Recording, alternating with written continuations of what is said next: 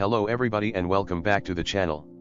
Today we will be listening to the fifth part of What If Deku Had Was in Villain Class 1A. If you enjoy, please consider liking, commenting, and subscribing down below, and don't forget to hit that bell icon so you get notified when videos go live. Now, without further ado, let's get into the video. Chapter 13, How Do We Get There? Wait, none of them were expelled. Monoma gaped. Mr. Vlad crossed his bandaged arms and nodded gruffly. He clearly disapproved as much as they did. Sir. They attacked us, they. Actually, they insist that you attacked first, and that they only acted in self-defense. Well, that's a lie. I'm not sure, Monoma, Kendo interrupted. Did Midoriya say that? I think he's telling the truth, he seems to be a very honest person. Monoma laughed. An honest person? He twists the truth. Honmuki cleared his throat. Yes, speaking of which. Why are you defending him, Kendo? Tsuburaba butted in. Our phones. Oh, would you shut up about your phone already? Kamakiri yelled. Monomad had just about enough. You keep moaning about your phones. 18 broke my nose. He pointed at the bandaged bridge of his nose, which Recovery Girl had fixed in an instant. And then took my quirk for good measure. 18 will be punished for this, Mr. Vlad insisted, which Monoma was glad to hear. What about the rest of them? Asked Sen, who had just snatched his phone off Tsuburaba again. A hint of frustration crossed their teacher's face. 18 has 2 weeks detention, but the rest will be facing no punishment. What? Half the class yelled. Monoma only stared, mouth hanging agape. Sir, you can't be serious. It's not my decision to make, he huffed. Mr. Aizawa has complete control over how he handles his class. He has spoken with Principal Nizu and no changes have been made. But sir. What about 18? He's their leader, he needs to be expelled. My thoughts were the same, Mr. Vlad nodded. But again, my input is limited. All I know is security will be altered, the way this Class A is handled will be changed, and 18 has been appointed class president, with 4 as his vice. There was a moment of silence. Well, I suppose it does make sense, Shota interjected. But that sounds more like a prize than a punishment. Mr. Vlad nodded again. Moreover, I've been told that I need to consider punishing you as well. Sir, no offense, but we didn't do anything wrong. Setsuna insisted. I agree, which is why I will not be handing out detentions. Well done, Kode, for calling me. I'm aware that Kendo tried to do so earlier, but you should have done it before you left the dorms. Also, according to Class A's reports, you were overly aggressive. Again, I'm not punishing you for this, these aren't my words. Mr. Vlad suddenly sported a slight grin, and Monoma knew he was about to reveal a good twist on all this. Besides, if you're frustrated about the way that this is being handled, bear in mind that for at least the next few days, 18 will be having detention in your dorm. Class A was locked up in Heights Alliance for the entirety of the following day. The doors were locked, and windows and balconies were, well, denied. Eureka had tried the roof at one point, but Cementos has moved concrete over the exit. They were well and truly trapped, and it was suffocating. They were given new tracker anklets and a harsher, stricter curfew. But one thing they didn't do, was confiscate their brick phones. It was the only thing they got away with. However, it didn't exactly help them now. Bored out of their minds, Midoriya's classmates were at each other's throats again by lunchtime. The only moment of slight interest beforehand, was Recovery Girl's visit in the morning. She bashed Midoriya around the head, again, for letting the wound in his shoulder get aggravated, again, but made no attempt to blame him for Monoma's broken nose.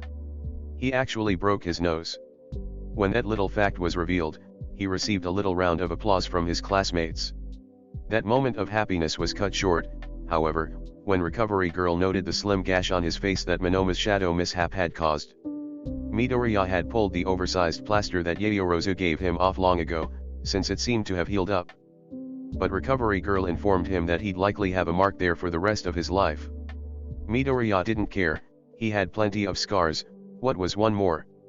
When she finally left, Recovery Girl took with her Midoriya's and Itsu's blazers to have the president and vice president bands applied. Midoriya tried to resist, but there was no saying no to Recovery Girl. Mr. Aizawa reappeared that evening, in time to stop Kaken from setting fire to Kaminari's head, chucking the newly painted blazers at Midoriya and Aitsa in the process. Midoriya glanced at the gold bands, now lying just above the iconic red of Class A. "Sir, please, I don't want to be class president." "You can't back out," Mr. Aizawa said simply, already walking away. "I told you this about a week in. Come with me, 18, I'm escorting you to Class B's dorm." "A already?" "Yes, already. Put your blazer on and come with me." 4, message me if anything else goes wrong." "Yes, sir," Aitsa nodded. With a deep sigh, Midoriya gingerly pulled his blazer on, carefully around his left shoulder, and scurried over to Mr. Aizawa's side to put on his shoes. He stood on the steps outside whilst Mr. Aizawa locked the doors behind them. The evening breeze ruffled his green-tinged hair. The distant sounds of the city filled his ears, mingling with the chatter of birdsong before the night grew too dark for them. "Come on," his teacher instructed, walking by and not waiting for him. Midoriya bowed his head and dragged his feet on the way to the Hero Course's dorm building. It was right next door, not far at all, but he understood why Mr. Aizawa still felt the need to escort him there. Midoriya stepped inside a building almost identical to his own, only mirrored. "Class B, I'm sure you all know 18, Mr. Aizawa announced. Midoriya just harshly kicked off his shoes and stomped to his side. "I'll be back in an hour," Mr. Aizawa replied, and just left him there. "An hour?" Midoriya tried to protest, but he was already gone. He turned back to Class B, all sitting around their common room area and staring back at him. Midoriya crossed his arms and gave them the darkest look he could muster. "You Midoriya, right?" Kendo asked just to make sure.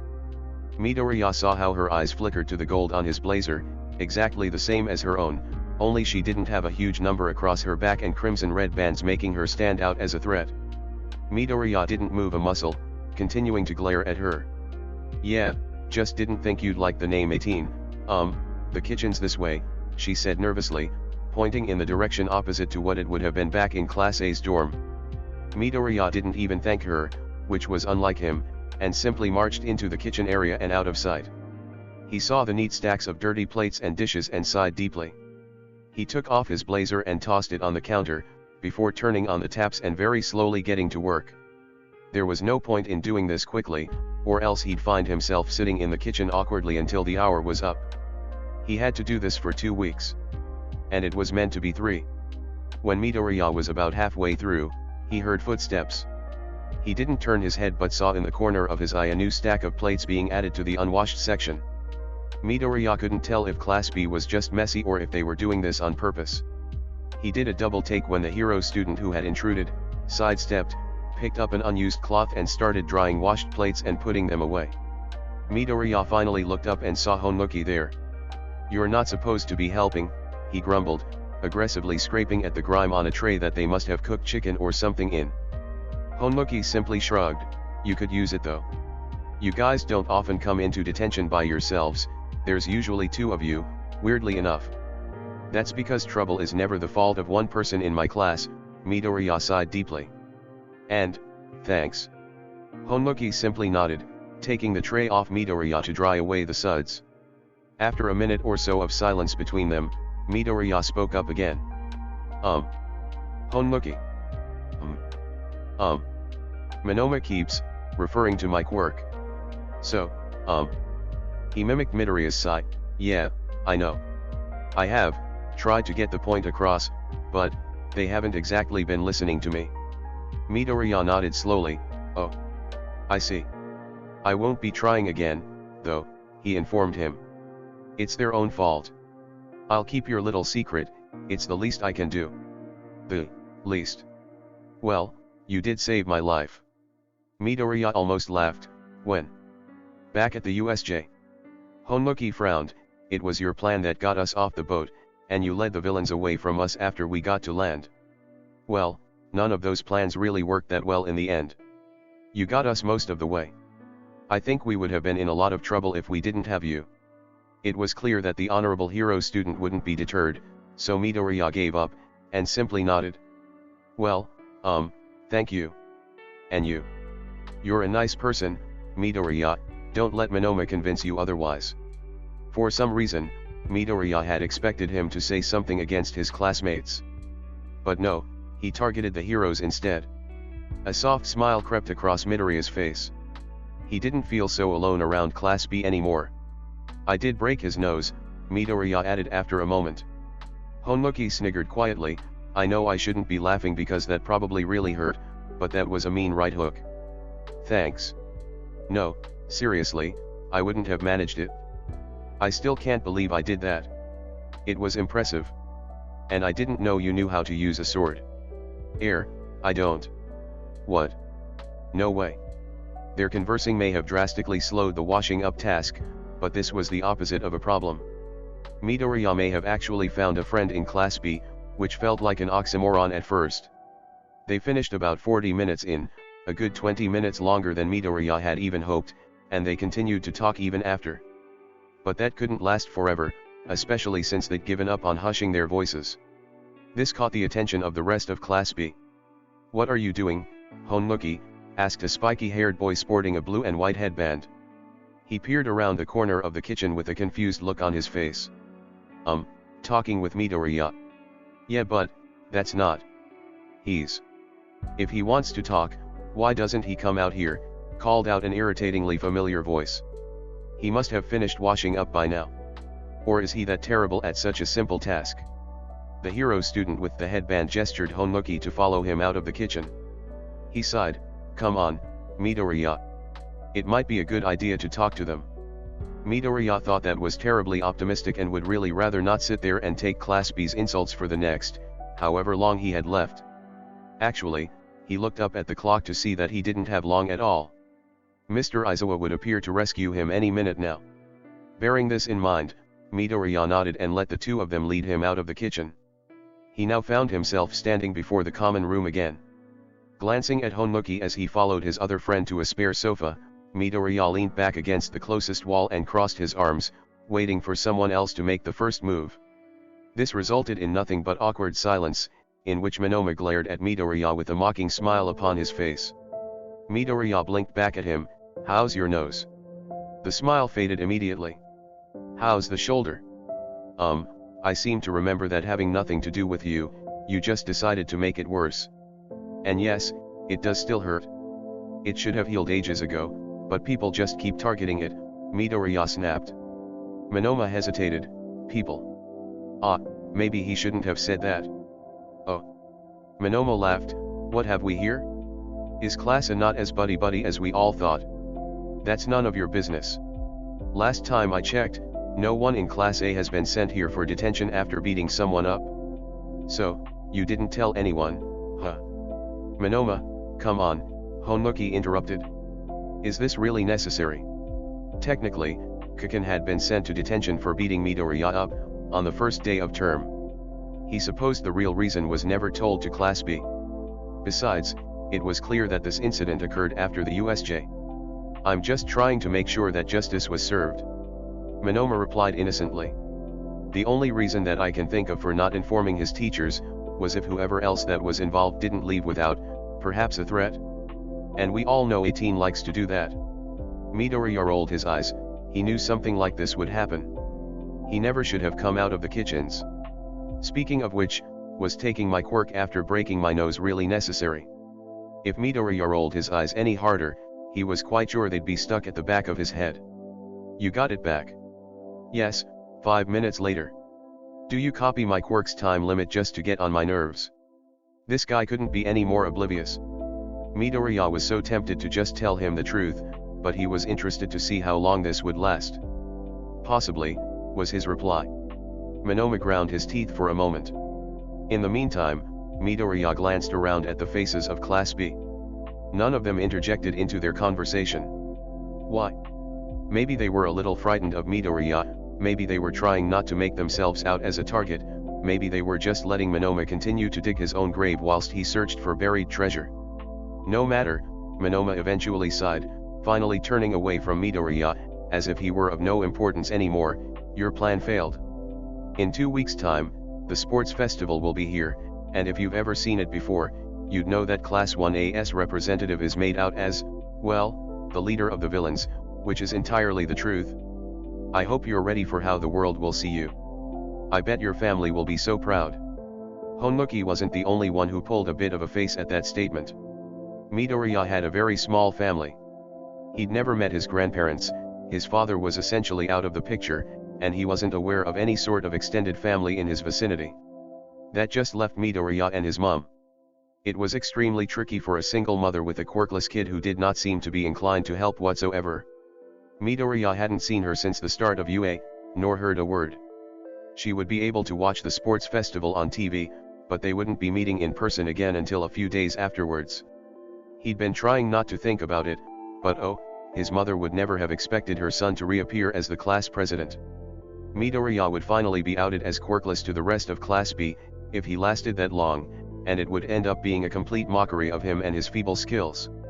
Midoriya was not cut out for the athletic pursuits of the sports festival. The world would watch on and laugh at Class A being defeated by Class B, who had reigned victorious since, well, probably the creation of the event. They didn't stand a chance. But whilst some members of Class B was scolding Monoma for his harsh words, and nervously glancing in Midoriya's direction, his mind was hard at work, thinking. Because well, it hadn't gone so well for Class B when they were pitted against each other in their failed escape plan. The first event of the sports festival was designed to cut the numbers down. After all, it wasn't just Class A and B who were involved, but C, D and E as well, who were even worse off in terms of skill than the villains.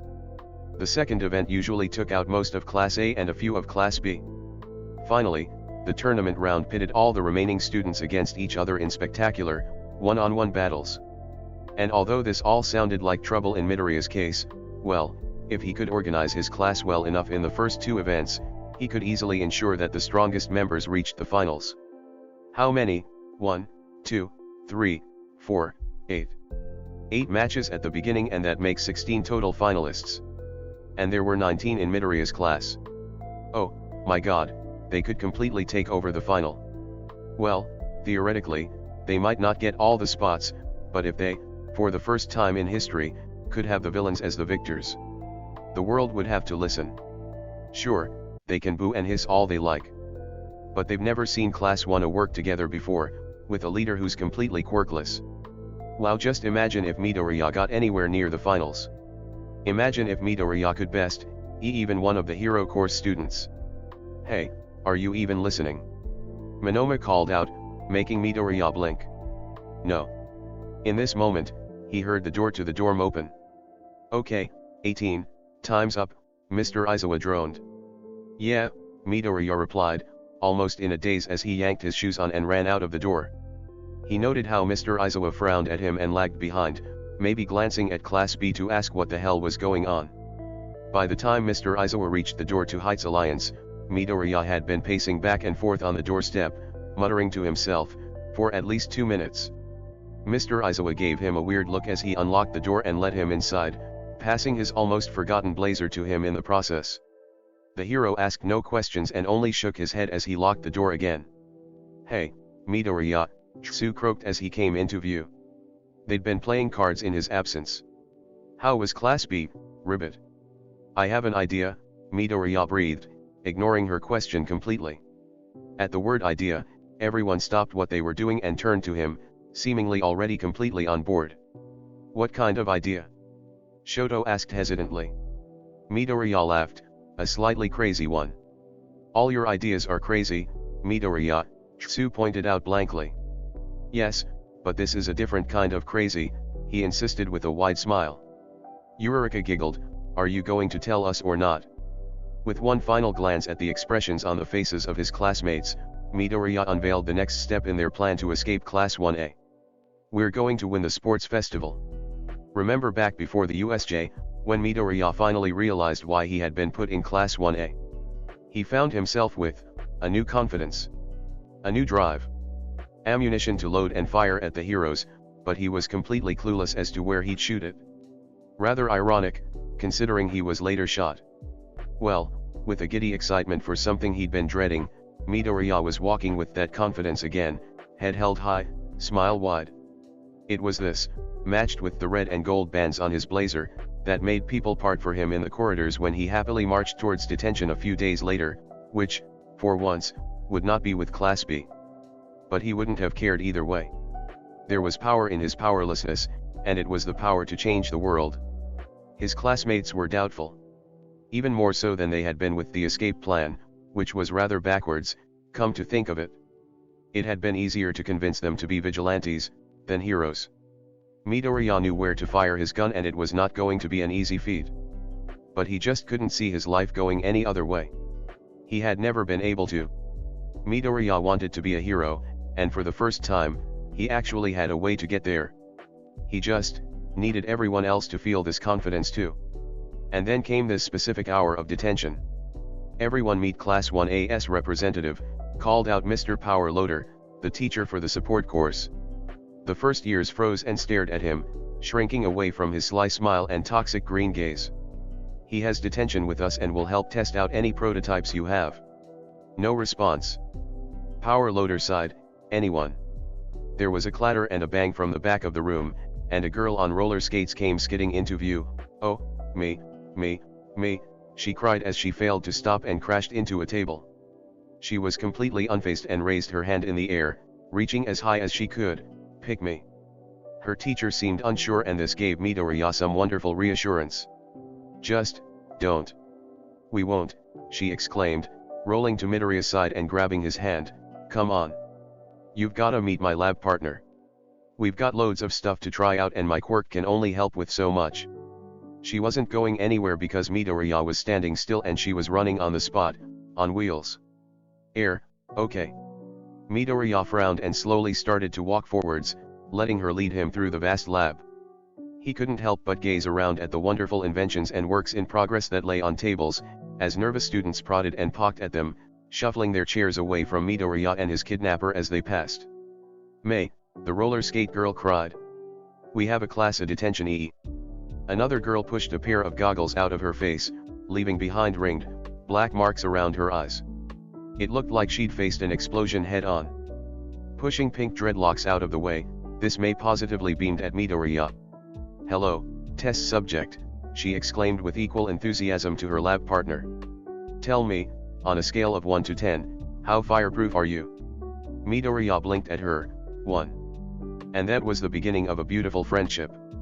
Midoriya would have stayed with the support course students for longer if he were allowed. For the first half hour, after they'd had their fun making rocket-powered roller skates, which were Midoriya's idea, and still ignoring the sideways glances from the more sane members of Class 1D, Midoriya found himself in the middle of some kind of interrogation. Okay, test subject, the girl with the pink dreadlocks exclaimed. We've got a lot of work to do and very little time to do it. So, we need you to help us test our amazing creations. As long as I can help make some stuff too, Midoriya grinned, gazing at the wonderful place he'd stumbled upon. The blonde girl gasped loudly. Midoriya looked to her, expecting her to say something. Instead, she held up a hand to pause the conversation, slurping something that looked like milk from a bright red cup, loudly, with a straw.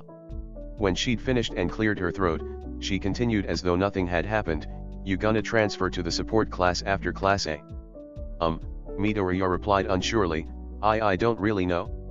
It's not like I'm on the route to graduating anytime soon. Well, if you do, you won't repeat this year, will you? I really haven't thought that far. She put her cup down and rested her hands on his shoulders. Well, you can't. He blinked at her. Why not? Because you're our new lab partner. I am. Yes. The other girl, May, was a little busier with her inventions. Test subject, she boomed, smoke bombs. A small, gray orb was immediately thrown at his face. Midoriya panicked and juggled with it for a few moments before finally managing to catch it. How hard is it to activate? May asked him, not even looking over her shoulder. Air. Meanwhile, let's keep looking at the hover boots. And so the two of them skidded to the other side of their workbench on wheelie chairs, and Midoriya was left to test the durability of a smoke bomb. He glanced down at it for a moment, and then just dropped it on the floor. It bounced and rolled pitifully to his feet. Picking it up again, he glanced around and noticed a worn and torn target, hanging up on the wall. Picturing Kiken's face, he lobbed the smoke bomb as hard as he could. It missed the target, ricocheted off the wall, and with a crash and a clutter, landed amongst the girl's workbench. It did not explode. until May poked it with a screwdriver. Coughing and spluttering, Midoriya apologized the best he could and wandered over to them, waiting for the smoke, which seemed more like fine, gray powder, to disperse. "Hey, is this stuff okay to inhale?" he wheezed. "We'll find out later." May beamed, which was a little worrying. "Why, you should make the casing a little easier to shatter." "It's too rubbery," Midoriya acknowledged, spying the plastic casing on the floor. "Also maybe something biodegradable. Or air, photodegradable. Put them all in a black case when out of use so they don't accidentally go off." "Oh, he knows stuff," the blonde girl murmured. Well, maybe we'll ditch the smoke bombs." Nearly everything that came out of May's mouth seemed to end with an exclamation point. "Not enough time. Not enough hands. Oh, maybe we should make more hands." Hello." Midoriya waved at them. They turned and stared at him for a moment. "Aren't I more hands?" he pointed out. "Good point." May yelled. She'd give Present Mike a run for his money, and she didn't even seem to have a voice quirk. "But won't the smoke block up the cameras?" said the blonde one. "Right, names were needed." Midoriya tried to interject, what are your... "True. But they still may come in useful." "But what if we can't show off our brilliant gadgets?" "Your babies." This was going nowhere. I can't choose between them." "What about the hover boots?" "Okay, you convinced me, let's work on the hover boots." Midoriya just blinked at this interaction, sat down, and just watched them work. He shook his hair a few times in a feeble attempt to brush away the smoke bomb remnants, an effort in vain. He was painstakingly aware that this was what Shoto felt like whilst he and Yayorozu tinkered with the brick phones. "Look, we can't have a wire to the activation button." May groaned. "Or between each boot or the jetpack. I require wireless." "Less wires." "Okay," the other clapped enthusiastically. She continued grinning stupidly whilst staring at the wires weaving a cobweb between their inventions. "How do we do that?" Midoriya cleared his throat. "It shouldn't be that hard." The girl seemed to remember he existed, and both whirled around to stare at him and wait for an explanation. You want all the mechanisms to work in sync, right? But you might also want to be able to adjust the thrust on either boot to change direction.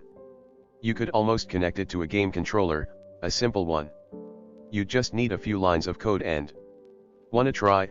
Not May yelled right in his face, leaning forward so she was a millimeter from his nose. "Well, Midoriya stammered, "I'm not 100% sure on it. I know this is pretty simple, but it's just not something I've attempted before, and I don't want to get it wrong. I can figure it out." May concluded. "We haven't learned much coding yet, but give me half an hour and I'll know more than we need to anyway." The other girl glanced smugly at Midoriya. "Yeah, but this'll save time, wanna look it up?" And she dangled her phone in the small space between them, letting it swing back and forth like a pendulum. Midoriya wasn't allowed on the internet. He hadn't even come this close to a device which could reach such a thing, if stealing monedas didn't count. And that toothy grin of hers suggested that she knew this little detail too. Activating a fingerprint password, she dropped her phone into his hands. "Toga." The girl flinched dramatically, yelped, and fell off her chair. After clocking what had just happened, she jumped back to her feet, brushing gray-black dust from her knees and exclaiming, "Mr. Aizawa! What are you doing here?" "Midoriya, you know you're not allowed to use that," his exhausted-looking teacher reminded him. Midoriya grinned sheepishly and slid the phone onto the workbench beside him. "And Toga, you know Class A isn't allowed internet access," Mr. Aizawa sighed. "He was just looking something up for us." Wait, Midoriya frowned, "how do you?" Toga rolled her eyes, "Oh, I was in Class 1 last year." He stared, "You were?" "I was Mr. Aizawa's favorite student." Mr. Aizawa did not seem to agree. "Toga was the last to graduate from her class," he droned. "It took her a month longer than everyone else." "Tricky quirk," she added, now skipping across the lab towards a mini fridge hidden away in the corner. "And you, transferred to the support course?" "Wait, but this is a first-year class." Midoriya was so confused. "Yeah," she scoffed, refilling that cup from earlier with coconut milk. "I retook a year, like you're not gonna do." Midoriya slowly turned back to Mr. Aizawa, wondering if he was having any flashbacks to a month alone trying to teach Toga. Midoriya had now spent an hour with her and could see how. Wait, it's already been an hour. Midoriya realized. Toga kicked the fridge shut with her foot. We still need our test subject, she said in an alarmingly menacing tone. He'll be back tomorrow, Mr. Aizawa promised, and Midoriya now knew it was indeed possible to look forwards to detention. We are wasting time.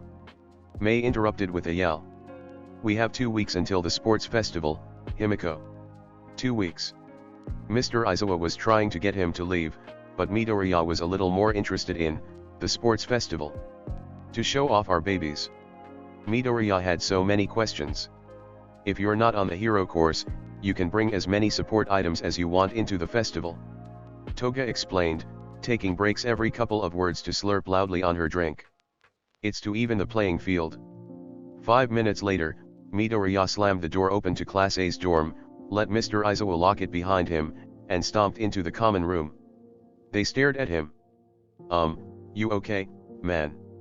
Kirishima asked nervously. You look like you were set on fire, added Tsu.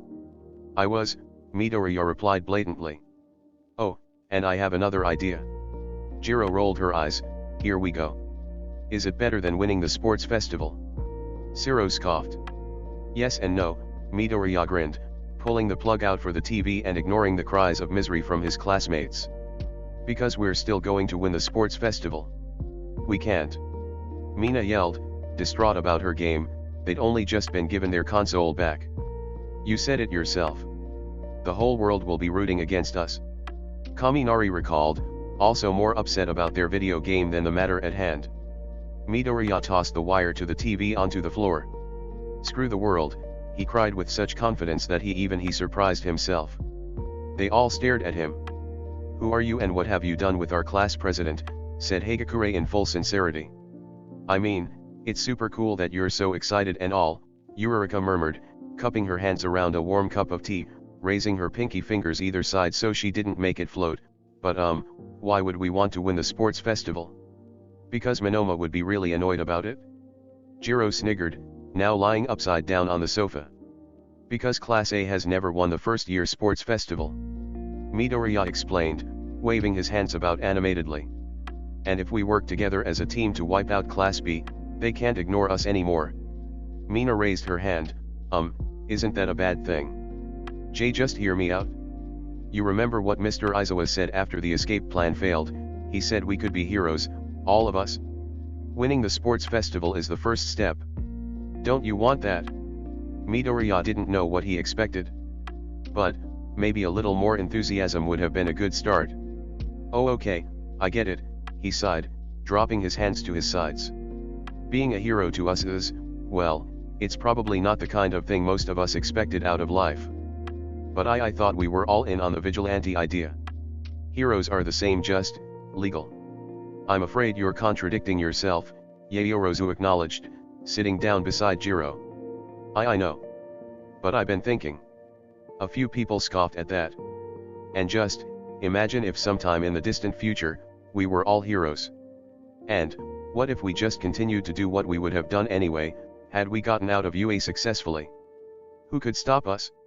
And if they took our licenses away, then we'd just be vigilantes. It would all go in a full circle. That seemed to perk up some more interest. Besides, we'd have so much more training, we'd be so much better. How could anyone stop us? Class B couldn't. And we could use the sports festival to prove this. We can say to the world that, well, we're going to be heroes, and if you don't let us be, then we'll do it illegally, and there's nothing you can do about it. We could change the way the world looks at heroics, we could really help people like us. We could even end up abolishing the Class A system, once and for all.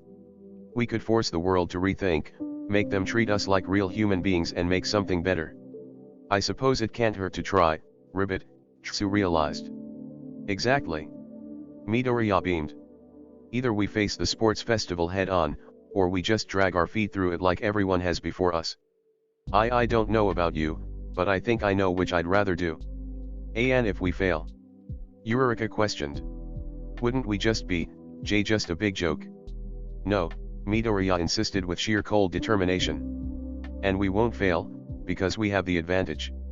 Oh, yeah, said Suro, leaning back against the side of the sofa, his game controller still hanging from his fingertips. And what's that? Midoriya grinned, a grin worthy of both Toga and Mei combined, a grin which made all the others smile too, already knowing that the hero course didn't stand a chance. We can use support items, said Midoriya. But the hero course can't. And lucky for us, I have an ex-class A friend in the support course who might just be willing to help us out. Chapter 14, Do We Stand a Chance? Windows. Mina cried with sheer bliss, falling to her knees as the morning sun poured in through the shiny glass panes. Cameras, Shoto muttered to Midoriya, nodding towards the visible additions above each window on the outside wall. Midoriya nodded. Holding a cup of tea from Yayorozu, he wandered towards the window they'd escaped from a few days prior. Class B could see them from out there. He had to remember that. It was Friday. Usually, they would have maths first, followed by a session of PE in which Mr. Aizawa would essentially punish them for their mortal existence. However, it was bound to be twice as bad today because they were skipping maths in exchange for a double dosage of PE. And even worse. Class B will be joining us, Mr. Aizawa announced. This was met by a chorus of disappointed groans. They were already in their PE kits and gathered in the common room, waiting to be escorted to their lesson. Mr. Aizawa was early. He took the register quickly right then and there and led them out to the same green where they'd had their quirk assessment test at the beginning of term. Class A lined up without being told. Their teacher stood before them with his arms folded behind his back. Class B will be arriving halfway through, he explained. Before then, I want to know what you'd like to do. Class A blinked back at him in confusion. Including myself, there are 20 people here with a vast array of skills and talents that we could all learn a thing or two from. I know that 5 and 6 taught some basic martial arts to a few of you. So, let me ask you again, what would you like to do? After a moment, Eureka nervously cleared her throat. I'm happy to teach a few more people if they want. I don't mind helping too, added Ajiro, much to Eureka's obvious relief. Toru has some cool moves I want to see. Mina exclaimed, leaning forwards to grin at Hagakure down the other end of the line. I can try, said the invisible girl. Mr. Aizawa nodded. Are there any other skills anyone wishes to start at whilst we have the time? Everyone seemed unsure, but a few more ideas were suggested, such as some individual quirk practice and even parkour. When the lesson began, with most of the class gathering around the more talented vigilantes for some supervised martial arts lessons, Midoriya found himself being pulled away from Shoto's side. He glanced around to see Yayorozu, with an excitable look in her eyes. I asked Mr. Aizawa, she began, in that slightly nervous tone of hers whenever she's about to suggest something or ask a strange question, and, well, I was wondering if you'd want to practice fencing with me. Fencing? Midoriya frowned for a moment, before his eyes quickly widened in realization. You can teach me how to sword fight. She smiled and nodded. I used to be quite good at fencing, which was why I chose to make a sword at the USJ. And I know you quite liked the idea, so I thought. She took off her PE jacket, so her arms were bare. She wore a red vest underneath, as though she'd been prepared to use her quirk against Class B today. She crossed her arms for a moment, and from each arm, pulled 2, blunt, identical swords.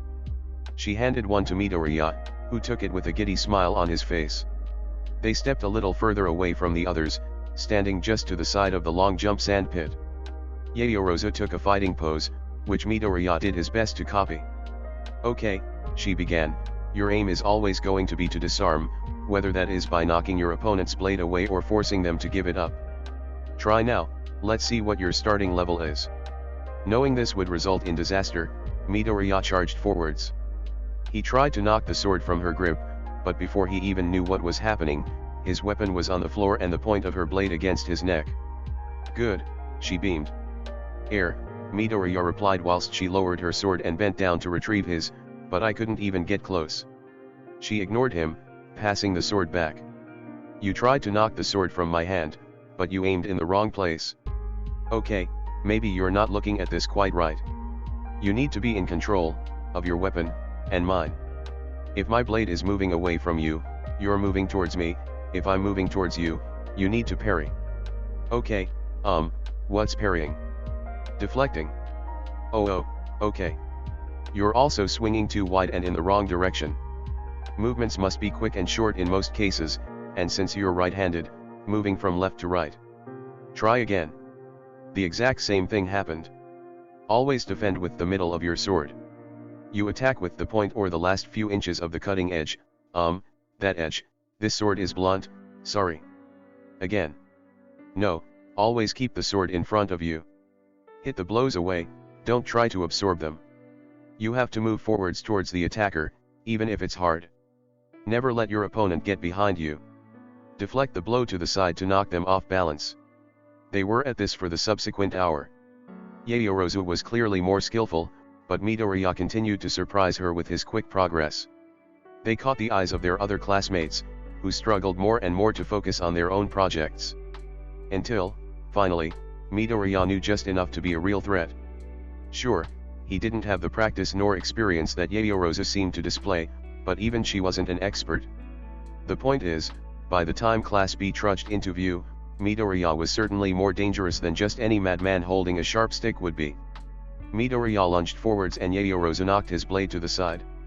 He jumped to the right, swerved and sliced. She met the swinging blade in the middle with her own, pushing it aside to deflect. Midoriya knew she'd attack immediately, expecting him to block, so he did the opposite and attacked again, stepping into a blow that would have cut off the end of Yaoyorozu's swishing ponytail, had the blades been sharp. In surprise, she took a step back, and with a movement that Uraraka had taught in a fleeting moment once before, Midoriya twisted his ankle around Yaoyorozu's own, knocking her off balance. Realizing she would fall, Yaoyorozu shifted her blade to protect her chest. But Midoriya knew that the shock of meeting the ground would weaken her hold. So, after a picture-perfect copy of the first disarming move Yaoyorozu had used against him, Yaoyorozu saw her sword land like a javelin in the sand beside them, and Midoriya's blade point right between her eyes. Yay! Go, Midori! Uraraka whooped and clapped, alongside a few others. As Midoriya helped the taller girl to her feet, the two realized that their last spar had been watched by not only their entire class, but all of Class B as well. Okay, fall in, Mr. Aizawa droned, ignoring the shocked looks upon Class B's faces. Midoriya kept his sword with him and Yaoyorozu retrieved hers from the long jump pit. They all lined up before Class B. That was pretty cool, Midoriya, Honuki grinned.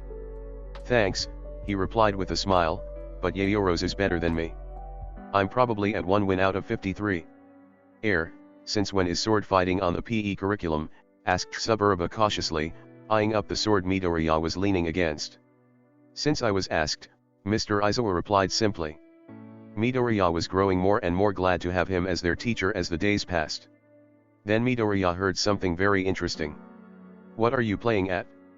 Vlad King grumbled to Mr. Aizawa quietly. He only grinned and stepped away from his coworker. Cast your eyes behind you, he addressed the two classes. Midoriya turned around to see a large section of the green, incorporating some of the surrounding trees, coned off, and split down the middle with a straight, central line. In each half, were 3 hoops. The 2 hoops further away from the middle, had a colored flag in each, only a small one, about the same size as someone's shirt. We will be playing Capture the Flag, Mr. Aizawa explained. Class A, versus Class B. A few grinned at the concept and started whispering excitably to each other. Midoriya was just trying to get his head around what the rules could be before Mr. Aizawa even told them. If you're on your team's side, or in one of the 2 hoops, further back, you are safe, and can't be caught, he continued. If you are on the other team's side, and not in the hoops, the other team can tag you, and send you to the temporary jail, the central, yellow hoop. You can only be freed by one of your team members tagging you. The task is to get all 4 flags onto your side and into your safe zones, the hoops. You cannot throw the flags. You cannot stand on your side, holding the flags, they must go straight to the safe zones. If you have been caught, you can't leave until tagged by a free member of your team, and you cannot resist arrest. It is mine and Vlad's call as to whether someone was tagged or not. Don't try and argue with us. Mr. Vlad stepped in, a few more rules to keep things fair. Setsuna, you can't tag anyone unless you are whole, and you can't move any flags, unless you are whole. She groaned loudly and rolled her eyes. Midoriya had seen her use her quirk once whilst he was in detention, and it was quite amazing. She could split herself up into little pieces and control the separate parts. It was a little freaky, but had to have been one of his favorite abilities in Class B. No one is allowed to tamper with the safe zones, added Mr. Aizawa. No trapping people in them with quirks or moving the hoops. No hurting anyone, Vlad King snapped, whilst glaring at Class A. Midoriya thought Class B needed that lesson a little more, considering they were the ones who attacked them when they tried to escape. No leaving the boundaries, Mr. Aizawa added, his voice suddenly a little sharper after Vlad's addition. Or moving the boundaries, or making it difficult to cross onto the other side or into the safe zones. They tried to cover as many loopholes as possible, knowing full well that Class A would be exploiting anything they left behind. And no just standing by the safe zones. I want you all to be moving around, Mr. Aizawa finally finished. It took them so long to list the rules that Midoriya wondered how much time they had left. Okay, Class A over there, and Class B over here, said Vlad King. You have 2 minutes to talk it out, starting now. Oh, this looks fun. Yurika clapped her hands excitedly as they wandered over to their designated side. Midoriya gave Mr. Aizawa a sideways glance when Yaoyorozu left her sword outside the boundaries. Mr. Aizawa simply stared back at him whilst Midoriya kept his own, blunt blade, and took it into the game. Midoriya just grinned. You losers follow my lead. Kiken barked, and then, in a slightly more hushed voice, we rush them, they can't take freaking all of us at once. There's more of them than there are us, Midoriya pointed out, which earned him a scowl and a silent threat from Kiken. Midoriya was well past caring. You're right, Aiza nodded. We are at a disadvantage. Well, that just means that we can use that as an excuse when we lose, Kaminari sighed. But they have more trees on their side, Midoriya pointed out, nodding towards them. That's more places for us to hide. Why don't we send Team Blue and Yellow to rush, and Team Red takes the cover of the trees to quietly make their way to the safe zones in the distraction. The rest of us can stay behind to defend. One of the flags is more out in the open than the other, Yaoyorozu acknowledged, referring to the safe point further from the trees. The distraction team could head for that one, and Aiza could run in at the last minute with his added speed. Midoriya nodded, sounds like a good idea. This is only the first round, let's see how it goes. How many rounds are we doing? Tsu asked curiously. As many as we can, I think, Yurika explained. The 2 minutes had passed way quicker than Midoriya anticipated, or maybe Mr. Vlad finished the timer as soon as Class B seemed ready. He was definitely biased. You have 10 seconds until the game begins, Mr. Aizawa announced. Class A took their positions whilst Class B did the same. Aiza and Hagakure made sure to lag back initially, so it didn't look like they would run across the line as soon as it started. 2, 1, and begin, their teacher droned, and all hell broke loose. Midoriya had to give it to him, Kiken was good at making a scene. He set off an explosion the second he could, sending a veil of smoke across the pitch that Aiza and Hagakure used to sneak off into Class B's territory. Kiken was yelling about the hero course's inferiority to him whilst he and the rest of the attack teams ran around Class B's side, letting most of them run in circles. But they weren't the only ones who used the smoke as a cover, and Class B soon rushed their side too. It was an exercise of dodging and evading. Very few risked attacking the other team since a simple touch would result in having to go to their jail. Yurika was the first to get stuck in said position, so she just started loudly informing the rest of Class A of Class B's movements. There was no way they could sneak up and take their flags when she was at this. Midoriya was inevitably targeted quite early on. Kiken found this very annoying, since Midoriya wasn't actually doing anything for once. Well, he was up to something. It just had nothing to do with the game. Midoriya finally had the chance to get to know Class B's quirks a little better, beyond what he'd seen in fleeting moments during detention. He had started writing data on Class B in his notebook, and was planning on using this information for the sports festival. Midoriya stood back, rarely engaged, and simply observed. A few members of Class B noticed this, and immediately decided that he was up to something. It visibly worried them when he simply allowed himself to be captured, sat down in the small hoop beside Yurika, and continued to do exactly what he was doing before, now sharpening his sword with a small piece of equipment Yaoyorozu had tossed to him a few minutes prior. Can you not? Questioned the American exchange student with the horns, named Pony. Midoriya just looked at her and continued to sharpen the weapon with a satisfying ringing noise. It is a little bit menacing, Midori, Uraraka chuckled. She was floating above him, trying to practice her quirk so she didn't get as nauseous. That's what I'm going for, he grinned back. This was the moment when, with a whoosh and a gust of wind, Itza suddenly stood in one of Class A's safe spots, holding both of Class B's flags. Class A wins, Mr. Aizawa cracked a grin similar to Midoriya's. Wait, what? Exclaimed Tsuburaba, who had been standing in Class A's other safe spot for at least 5 minutes now. You know Itza's been on your side of the pitch since the beginning, right? Tsu pointed out, passing Tsuburaba a couple of flags and starting to push him back to the other side. The next round was never going to be as easy. In the few minutes they had available to plan, Midoriya approached his team with a new idea, but before he could say a word, Kaken put a hand up to his face. You didn't do a freaking thing last round, he hissed. It was my plan that worked, so back the hell off. No need to be so aggressive, man, Kirishima interjected. It was Midoriya's idea for Itza to go after the flags, Ribbit, Tsu acknowledged. It was my idea to rush them. Kaken snapped. He jabbed Midoriya harshly in the chest, knocking him back a little. Just because you're the teacher's freaking pet, doesn't mean you get to order me around, Deku.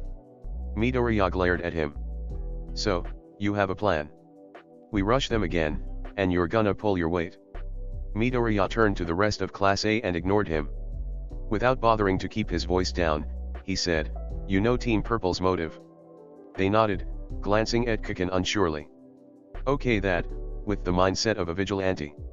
Distractions and rule bending, find the loopholes in the rules and take advantage of them. Jiro sighed, where's a good musical backing track when you need one? Kaken looked ready to strangle him. Soon enough, he wasn't the only one. When Uraraka ran and managed to get both of Class B's flags, leapt high into the air, and was pulled back down to earth by Zero, Class B was mildly irritated. When Yayorozu made decoy flags to confuse the other team, they started to insist new rules were added. By the time several birds swooped down to get the flags for Kota, Midoriya was on the floor laughing in Class B's jail. It's not fair, sir, yelled Shizhida from Class B. We are sticking to the rules and they are bending them. Then we'll have to give them a taste of their own medicine, Monomo leered, and Midoriya realized they were in trouble, until... No, Mr. Aizawa snapped, confusing everyone who heard him, including Blood King. The heroes must always stick to the rules.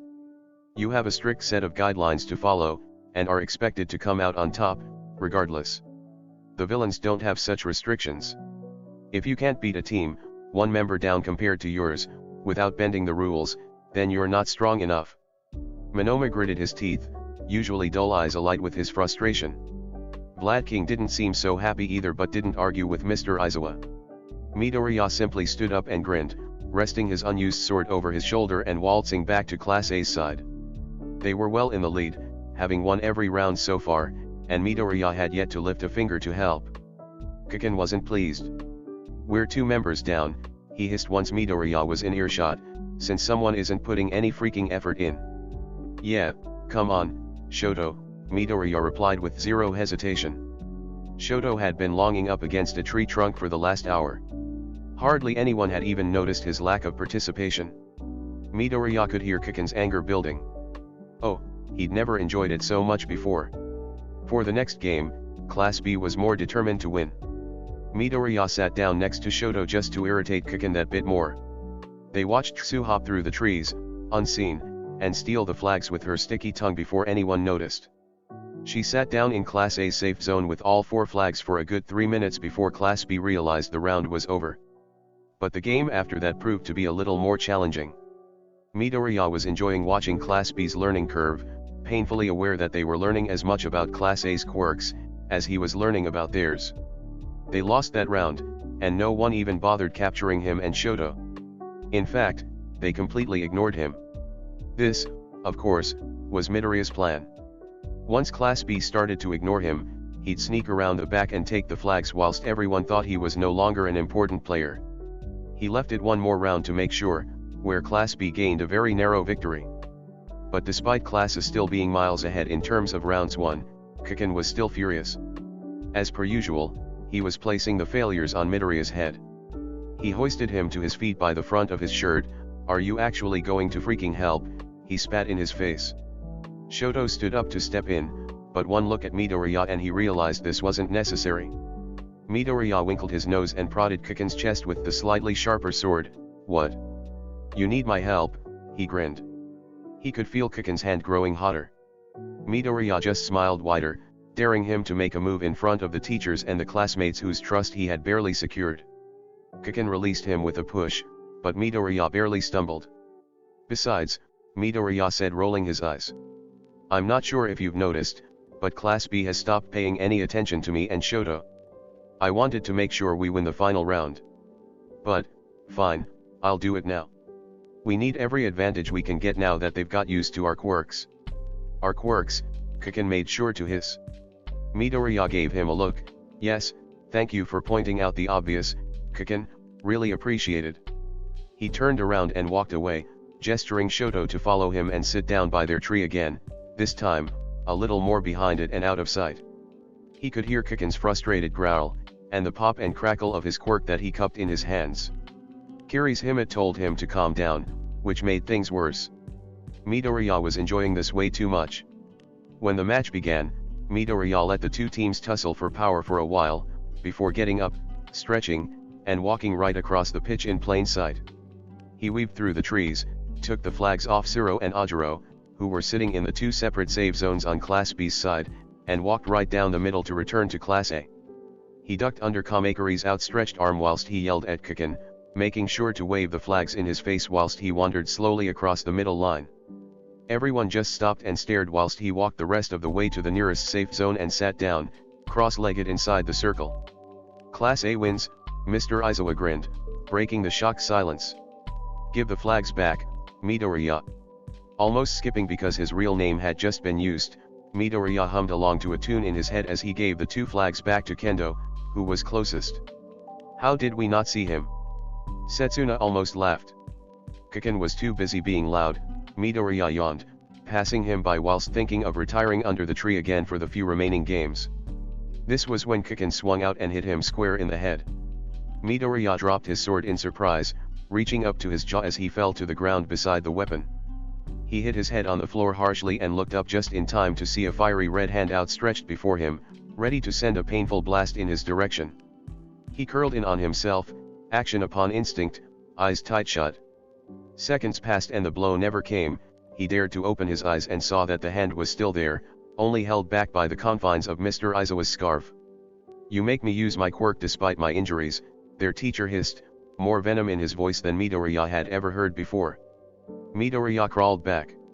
He felt a hand reach out to him and pull on his arm, urging him to his feet. It was Aiza, who'd reached him first. "Bakugo," he cried whilst helping Midoriya up. "What do you think you're doing?" Mr. Aizawa yanked his scarf away from Bakugo. It was a relief that his hands had been freed from the cast and sling they'd been in since the USJ. Although he remained bandaged up like an Egyptian mummy, the change meant that he could actually maneuver his capture weapon. Kiken didn't say a word, only breathing heavily, fists balled tight and shaking at his sides. Midoriya reached up to the side of his face. Other than the shock and some inevitable bruising, the pain didn't seem to be a result of his jaw being broken or dislocated or anything like that. "Aiza, take Midoriya to recovery, girl," Mr. Aizawa insisted as he hurried over. He rested his hand on Kiken's shoulder, gripping it firmly. 17, we're going to the principal's office." Aiza only nodded in reply and began to steer Midoriya off the green. Midoriya was just so shocked by what had happened, he was in a daze, head spinning, pain reverberating in his skull. "Are you okay?" Aiza asked him more than once. When Midoriya finally responded, it was only with a nod, an action which made the whole world spin. He had to stop when that happened. He felt like he was going to be sick. Aiza said some encouraging words that Midoriya didn't process, and soon enough they were at Recovery Girls. "Oh, dear," she said when Aiza knocked and opened the door. "What happened?" "Bakugo punched him," Aiza replied. It was the right side of his face, around his jawline, perhaps around his scar. Sit down," she insisted, and Midoriya did just that, still feeling weird. "How do you feel?" she asked him. Midoriya didn't reply. he just gripped the side of the chair he found himself in and blinked furiously. He felt like he was on a boat, swaying back and forth. Okay, she said, resting a comforting hand on his shoulder.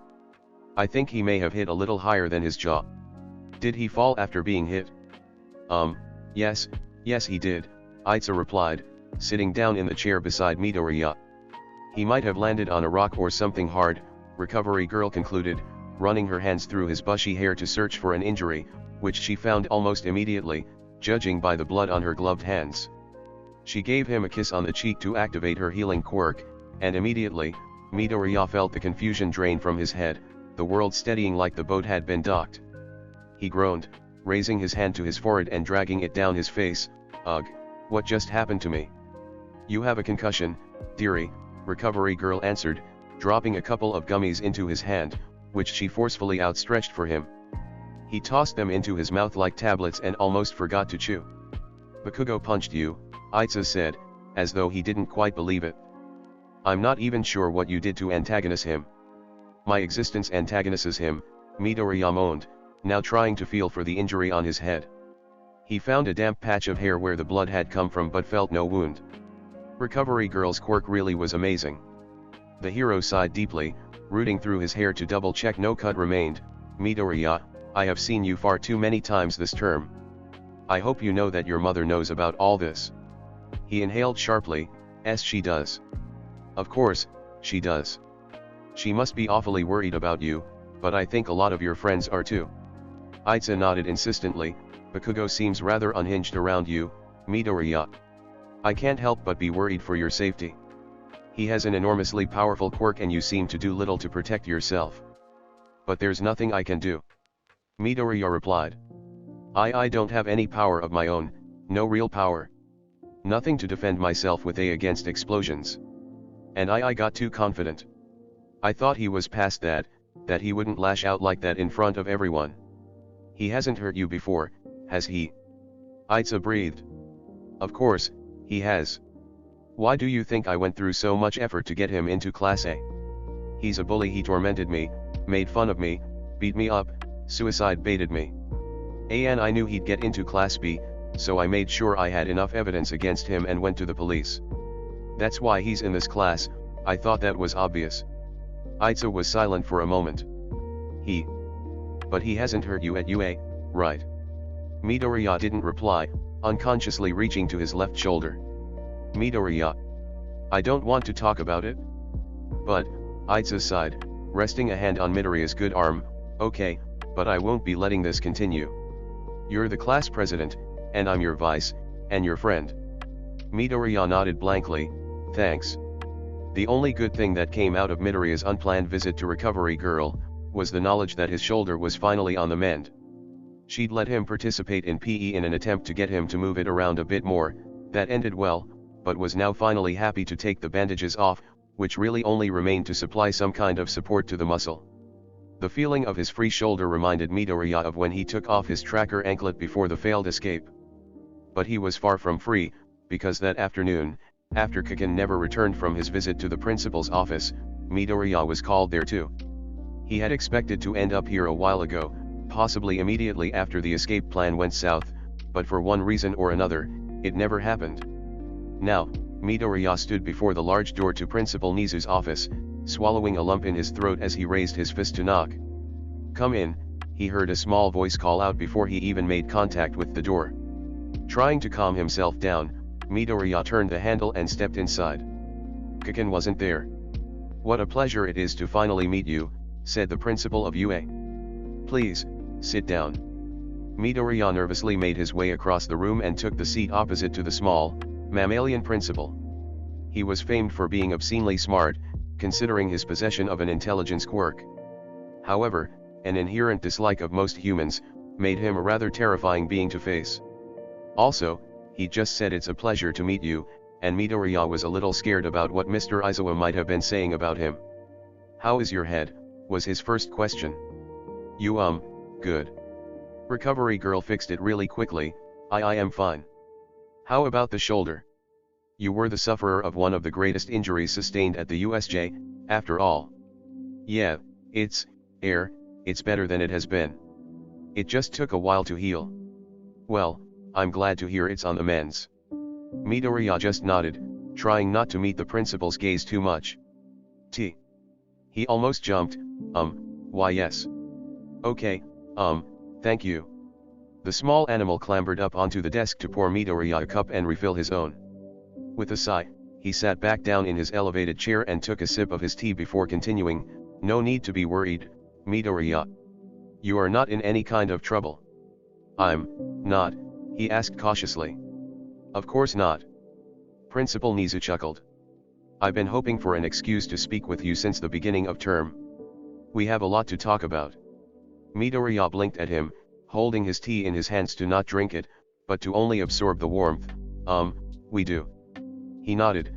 You are an incredibly unique addition to this year's Class A. In fact, I don't think we've ever had someone quite like you before. Midoriya gazed at his reflection in his tea glumly. You mean, quirkless? To his surprise, the principal laughed.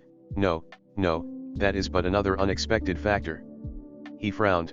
Then what could he possibly?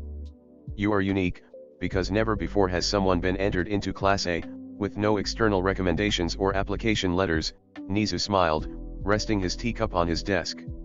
Midoriya furrowed his brow even more. Excuse me. I am the one who put you in Class A, Midoriya. No one else. His mouth fell agape. But, why? Oh, I think you know why, he sighed, leaning back in his chair. I have to say, you were first drawn to my radar through Katsuki Bakugo's case.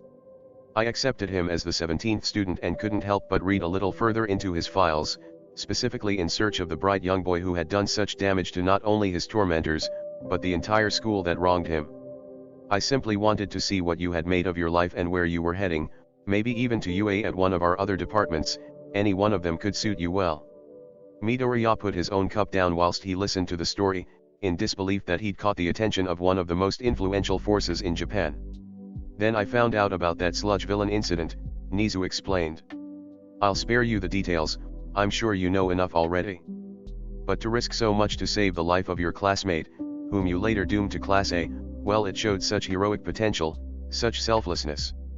And I knew there was even more of a story behind all this, when I saw your retaliation against the heroes that were present, and your aggression towards even All Might. When I had the chance, I asked him personally about the matter, and he grudgingly admitted that he had saved this very same teenager from that sludge villain, only a few minutes prior, that he accidentally uncovered his weakness and the villain escaped. To think, despite everything that had happened, you still jumped in to save Bakugo. Midoriya was lost for words. Nizu spoke about all this so positively. Yet, he still insisted he joined Class 1A. I knew you had a lot of potential, Midoriya.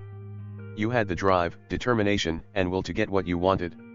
Bakugo is in Class A for no other reason than because you wanted him to be. Don't think that I believe that Mineta left your class only because of your wish to help the heroes. I know that he left only because you wanted him to go. If you wanted him to stay, I'm well aware the police would never have found enough evidence nor reason to recommend his expulsion. Midoriya fiddled with his fingers nervously. Why you do? Another nod and soft smile. Young Midoriya, do tell me, what do you think makes a villain dangerous? Their power, their reasons, their power? I'm surprised that's the first thing you mentioned. Well, all the biggest villains are powerful. You don't hear about low-level thugs being arrested on the street, but you do hear about the ones with the power to level skyscrapers. True, very true. But I'm afraid you're missing the point here. What kind of villain is really feared by the heroes? Midoriya just found himself frowning again, eyes fixed on his tea, now going cold. An organized villain, that's the real threat. Nizu's smile grew a little wider. Precisely.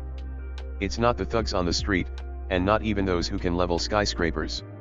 The danger truly resides in the person who can gather all those people together. No, good old supervillain from the movies is a standalone figure. Often, the shadow that looms in the background of the title screen is that of someone with little strength of their own, but someone who has the means and ideals to build something. They are a leader, a mastermind of operations. They are a promise that, defeating the villain who can level skyscrapers, is hardly the end. Midoriya, the most dangerous villains do not necessarily have power like All Might, they have power like me. They have power like you. Like me. Like you. Look at myself, I have every reason to be a villain. Humans never treated me too well, as I am sure you know, after all, you are exactly the same. But no, I decided to be a hero, to teach the next generation to be better. Humans can be so naive, they were all willing to let you carry on with life and struggle through. No one saw what I saw, the potential in you. All you needed was someone to lead. Class A, Midoriya realized. You knew I'd end up as class president. Didn't you? He hesitated. Perhaps, he did. The world is an ignorant place, Nizu sighed, getting up onto the desk to pour himself more tea. They ignored you because they thought the lack of a quirk was the same as the lack of power. Such a backwards way of thinking. You are excluded for not having a quirk in the same way as many are excluded for having too much of a quirk, such as some of your classmates with heavier mutations. Humanity doesn't understand that this diversity is what makes you all human. If that didn't exist, oh, what a world it would be. He gazed thoughtfully out the window for a while, before shaking his head and turning back to Midoriya. Sorry, I went on a bit of a tangent there, didn't I? Now, what was I saying? Yes, Class A. Your escape plan was an interesting move and was very nearly successful. I was impressed. Why was he complimenting him on trying to run away? Thanks. You had everyone following your every instruction, even Bakugo. But it seems that he was holding back some insecurities and anger over the matter. Would you like him to be expelled? What? Midoriya exclaimed, standing up. No. You can't. Why not? He has assaulted you on numerous occasions, Nizu said casually. He doesn't seem to be improving and left unchecked, will still make it onto the hero course. We can't have a hero like that. Why should we continue to give him a chance? Because he will make an amazing hero. Midoriya insisted. He will, he just needs more time. Very well. Midoriya blinked. What? Very well, you want him to stay in your class, so I won't object. If you, of all people, believe he still deserves a shot, then I will let him take it. Midoriya sat back down again. Oh, okay. Mr. Aizawa tells me that Bakugo isn't the only one with a sudden interest in the hero course. Midoriya bit his lip and Nizu only grinned. I don't know, he murmured, picking up his tea again.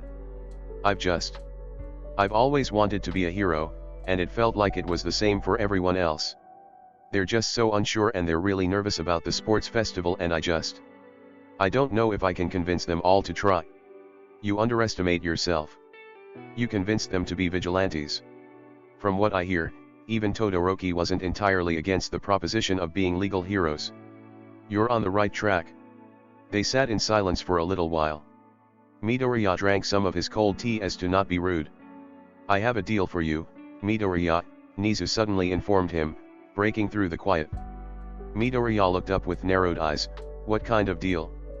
There are two parts to it, I must admit, and Nizu slid a folder across the table to him. It was thin and colored a dull beige. A sticky note attached to the front read total of 5 recommendations to date. Cautiously, Midoriya pulled it a little further towards himself and opened it. This is a member of Class 1C, General Studies, Nizu explained whilst Midoriya studied the notes inside. You must know that I get hundreds of recommendations for potential members of Class A every year, and this boy was on that list. Unfortunately, or perhaps fortunately, I decided he didn't need the place as much as your current classmates. Regardless, he found himself at UA. He failed the hero course entrance exam. Midoriya frowned, scanning through the information. The exam is designed to target the possessors of more powerful and destructive quirks, I'm afraid, since they need more immediate coaching. We usually let people who don't make the initial cut in as second years, but this year may prove to be a little different. How come? I'll get to that in a moment, he smiled menacingly. But needless to say, this particular member of Class C has been receiving more complaints from his classmates since he joined UA, and a spot has just opened up in your class. Midoriya glanced back down at the file, and he stared right into the tired, blank eyes of one Hitachi Shinso. Brainwashing. Midoriya gaped, his quirk is brainwashing. That's amazing. Wow, he'd make such a good hero with that, that's so cool. Nizu chuckled, I must agree. It would be such a waste for him to miss out on a spot in the hero course. So, why is he being recommended for my class? Nizu's smile grew a little sad. I believe, like many of your friends, Shinso faces some problems with quirk discrimination. His ability is easily labeled as threatening and perhaps villainous. He consequently isolates himself from others and is a rather hostile individual. Using his quirk on others to get them to leave him be has raised a few red flags, I must admit. Midoriya nodded glumly, but you don't want him in Class A because that will ruin his chances. Nizu only laughed again. Well, Midoriya, this is where our deal comes into play. Nervously, Midoriya closed the file and looked up, waiting for further explanation. Midoriya, if a member of Class A wins the sports festival, and you get on the podium, I will allow the entirety of your class to enter the provisional hero licensing exam, to take place this September. He gaped. Wait, you're serious? Of course, I wouldn't say so if I wasn't. If someone does fail Class A before the provisional licensing exam, I can't let them take it, but I thought that would be obvious. Midoriya didn't know what to say. This was such an opportunity. More than he could have ever hoped for. And of course, if all of Class A manages to get their provisional licenses, then Class 1A would be a hero class, like Class B, and this would mean that, by second year, unless more spaces open up, I can't accept any new students. This would leave poor Shinso behind in Class C. Midoriya was still trying to get his head around the principal's proposition. He cleared his throat nervously. So, you want Shinso in Class A? Well, if I continue to receive recommendations, I may have no choice. But it would be awfully difficult if he were to ruin the dynamic you have worked so hard to achieve. Shinso will be trying hard in the sports festival, in hopes to get into the hero course by next year, if my assumptions are correct. So, keep an eye on him. If Shinso makes it to first place, would that put the deal off the table? Nizu smiled. I doubt he'll be transferred before the sports festival, but if he wins as part of Class A, as in, he works with you, I can't say that you haven't been successful. Midoriya nodded, running a hand over the bottom of his face as he thought this through. Okay, what about Toga? Nizu blinked at him, putting down his tea. Himiko Toga. Yes, he nodded again. Shinso isn't in Class A yet, and Toga has already left. If she wins the sports festival, having worked with us in previous rounds, then surely the same exception that applied to Shinso, applies to her. Nizu smiled even wider. Very well, but you cannot extend the same rule to Mei Hatsum. Deal? Oh, and if Bakugo, or anyone else, wins the sports festival, having ignored and played separately to the rest of Class A for the entire competition, you lose. Midoriya tensed. That could prove to be a problem. Fine. Worried? Not at all. He stood up, tucked his chair in, and gave the principal a swift bow. Thank you for the opportunity, and the tea. Of course. I hope to speak with you again sometime. It is rare that I have such a similar mind to converse with. Midoriya smiled and nodded. Before he reached the door, he heard Nizu say, Good luck, you may need it. He opened the door. No, I don't think I do. And let it slam shut behind him. Alright, that's where we'll leave off for the day. Thanks so much for listening along with me today. If you enjoyed, please like and comment down below. It really helps with the algorithms. I look forward to seeing you next time. Ciao for now, lovelies.